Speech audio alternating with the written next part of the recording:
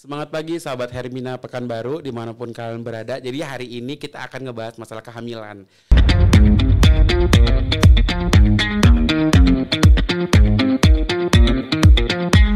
Nah, banyak sekali ibu-ibu di luar sana nih dok yang ingin tahu sebetulnya apa sih kandungan yang sehat itu seperti apa.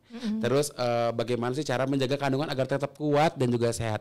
Jadi pada hari ini kita akan podcast bersama Dr. Fitri, spesialis kandungan di Rumah Sakit Hermina Pekanbaru yang akan memaparkan dan kupas tuntas masalah kesehatan dari kandungan itu sendiri.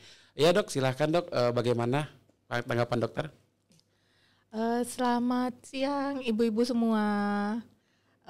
Dokter Guntur sehat? Alhamdulillah dok sehat. Nah jadi kalau kita ngomongin bagaimana kandungan yang sehat, itu kandungan yang sehat harus kita mulai sejak sebelum hamil. Jadi sebelum konsepsi itu udah kita persiapkan tubuh kita. Nah kalau kita hamil itu ibaratnya kita lagi nanam bunga. Jadi kita kan kalau nanam bunga nggak cuma nyiapin benih bunganya, tapi tanahnya harus subur, unsur haranya harus baik. Nah sama juga kayak kehamilan gitu juga. Jadi kita harus mempersiapkan tubuh kita dulu sebelum hamil. Dipersiapkan paling tidak itu 3 bulan sebelum hamil sudah minum multivitamin, terutama asam folat. Kemudian yang kedua tadi itu sebelum hamil. Nah setelah hamil juga kualitas nutrisinya harus dimaksimalkan selama hamil, terutama pada 1000 hari periode awal kehidupan manusia. Jadi memang prepare-nya panjang ya dok ya, sebelum dan setelah juga wajib prepare ya dok ya, itu dia.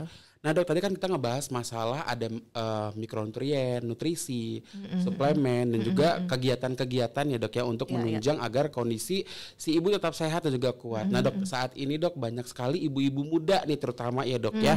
Kan sekarang banyak banget dok yang orang masih muda tapi udah hamil ya dok ya, karena mengingat bahwa mereka ingin nanti tumbuh besar sama anaknya sama-sama besar gitu dok. Oh iya, jadi kayak ya kan, dikira kakaknya gitu. Iya betul dok, gitu deh. Jadi kayak emang udah apa ya dok ya, udah zamannya gitu ya dok ya. Nah sebetulnya dok, ibu-ibu muda ini kan awalnya kan berolahraga tuh dok, sangat suka sekali. Pada saat kehamilan ada yang males, ada yang takut untuk berolahraga.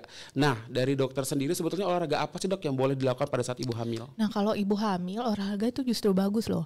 Jadi kalau tapi yang low impact. Jadi jangan yang high impact. Jangan misalnya kalau kita lagi hamil malah berkuda, kan nggak cocok ya. Oh iya dokter dong ya. Abortus dong. Jadi kalau hamil ya olahraganya yang low impact, misalnya jalan pagi, senam hamil ya. Kemudian yoga atau bisa berenang kayak gitu. Jadi pilih yang impactnya rendah ya. Kemudian disarankan sejak usia kehamilan 28 minggu terutama. Jadi mulai 28 minggu ke atas itu disarankan untuk olahraga. Itu dari segi olahraga nih dok. Yang kedua adalah dari segi makanan. Ini yang paling banyak sekali ditanya ini dok. Sebetulnya makanan yang bagus untuk ibu hamil itu apa ya dok ya? Apakah boleh dimakan semuanya atau ada beberapa makanan yang nggak boleh nih dok?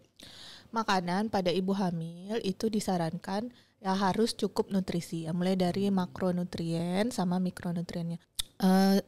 Nutrisi yang diperlukan ya harus yang cukup semuanya. Jadi mulai dari proteinnya cukup, karbohidratnya cukup, sayur buahnya cukup, cairan juga cukup. Jadi kalau misalnya protein ya harus banyak makan telur, ikan, daging, ayam, kacang-kacangan banyak. Jadi protein gak cuma protein hewani tapi juga protein nabati. Jadi mulai dari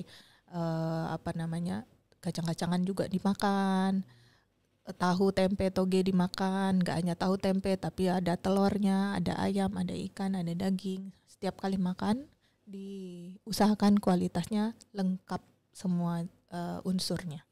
Agar juga nanti pada saat bayi dilahirkan juga bagus ya dok ya, dari dari otak sampai ke bawahnya juga bagus ya dok. Iya, organ-organnya. Iya, ini kan sudah sekaligus membahas multivitaminnya ya dok ya. Nah sebetulnya gini dok, ibu-ibu sudah mau tanya nih dok, sudah berolahraga ya dok ya, sudah makan makanan yang dianjurkan oleh dokter kandungan, sudah minum-minum atau makan-makan juga multivitamin yang dianjurkan. Nah sebetulnya dok, ciri-ciri nih dok, kandungan kita yang sehat dan kuat itu apa sih dok? Ciri-ciri kandungan yang sehat ya, dia satu, kalau dari gerakannya cukup ya. Jadi gerakan janinnya cukup. Jadi gerakan janin itu mulai kita hitung sejak usia di atas 7 bulan ya. Jadi gerakannya cukup. Jadi dalam 2 jam itu paling enggak ada 10 gerakan di jam yang sama saat istirahat.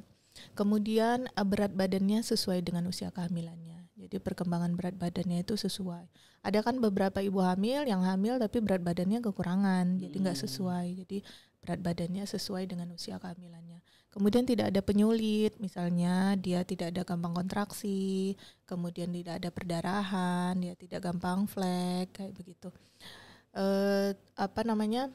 Sebaiknya untuk menentukan kualitas kehamilan kita baik atau tidak, konsultasikanlah ke dokter yang menangani. Tapi kalau misalnya dirasa ada keluhan-keluhan yang dialami, boleh segera untuk berkonsultasi ke dokter untuk ditanyakan ini kira-kira apa solusi yang harus dilakukan untuk kehamilan yang kita jalani. Oke, baik dok. Nah ini pertanyaan terakhir ya dok, ya udah selesai. Jadi kesimpulannya adalah bahwa untuk menjaga kandungan yang sehat dan kuat adalah butuh olahraga yang cukup, nutrisi yang cukup, multivitamin yang cukup ya dok ya, serta harus kontrol juga ya dok ya. Iya. Oke, terima kasih Dokter Fitri yang udah memaparkan semuanya. Ini cukup lengkap banget ya dok ya. Jadi bunda-bundi di rumah nih dok udah mulai nih dok nyatet nih nanti di rumah nih, oh ini yang bagus untuk ibu hamil. Ya. Harus berapa minggu nih saya harus mengkonsumsi ini, kapan saya harus berolahraga itu sudah tahu semua dok. Ya. Jadi udah nggak bertanya lagi dok. Jadi udah lihat podcast dari Hermina sudah tergambarkan dan langsung dilakukan nih dok untuk kehidupan sehari-hari. Kontrolnya itu bisa di 12 minggu, paling nggak di 0 sampai 12 minggu tuh sebaiknya kontrol, 20 minggu, 26 minggu, 30 minggu, 34, 36, 38 minggu tuh sebaiknya kontrol. Itu dia ya, jadi dicatat ya untuk tanggal minggu-minggunya. Jadi misalnya jadi nggak keliru lagi nih, sebetulnya kapan sih saya harus kontrol gitu, udah ada tadi ya, sudah disebutkan oleh Dokter Fitri. Oke dokter, terima kasih atas waktunya sama-sama. Yang lumayan panjang untuk menentukan waktunya ya dok ya. Karena Dokter Guntur sibuk juga ya, super sibuk. Baiklah untuk sahabat Hermina dimanapun kalian berada, jadi untuk info aja nih, Rumah Sakit Hermina Pekanbaru sekarang sudah bekerja sama dok dengan BPJS Kesehatan dan berbagai macam dari pembiayaan lainnya dok, dari misalnya asuransi lainnya. Nah Rumah Sakit Hermina ini sendiri dia beralamat di Jalan Tuanku Tambusai, tepatnya di depan dari kantor BPJS Kesehatan Pekanbaru dok. Jadi untuk teman-teman, ibu-ibu, bapak-bapak yang mau berobat ke Hermina bisa sekali menggunakan jasa BPJS dok. Gitu. Nah untuk kebijakan khususnya dok untuk operasi ERAX ya dok ya, yang tanpa rasa nyeri itu udah bisa dok di Hermina dengan BPJS dari kelas 3 sampai dengan kelas 1 dok.